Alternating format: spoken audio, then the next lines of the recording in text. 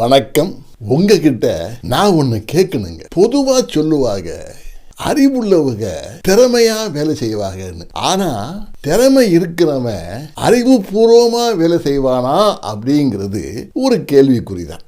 நான் திருவள்ளுவர்கிட்ட கேட்டேன்.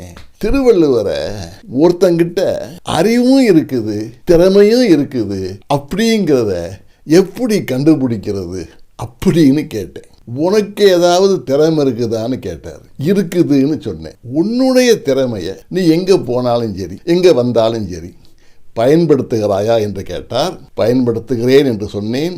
பயன்படுத்தும் போது அது உன் சமுதாயத்திற்கு நன்மை தருகிறதா என்று ஆய்வு செய்தாயா என்று கேட்டார்.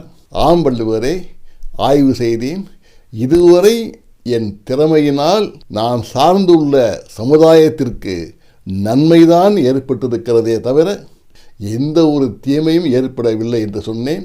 வள்ளுவர் சொன்னார், அப்படியானால் நீ ஒரு திறமையுள்ள அறிவாளி என்றார். சென்ற இடத்தால் செலவிடா தீதுரியை நன்றின்பால் உய்ப்பது அறிவு. நீ சென்ற இடத்திலே உன்னுடைய திறமையை பயன்படுத்தி அங்குள்ள மக்களுக்கு எப்படி நன்மை செய்வது என்று ஆய்வதுதான் அறிவுடைமை என்கிறார் திருவள்ளுவர். திருவள்ளுவர் சொல்லுகின்ற இந்த வாழ்வியலோடு வாழ்ந்து பார்ப்போம் ஒரு முறை. வாழ்த்தட்டும் நம் தலைமுறை. நன்றி.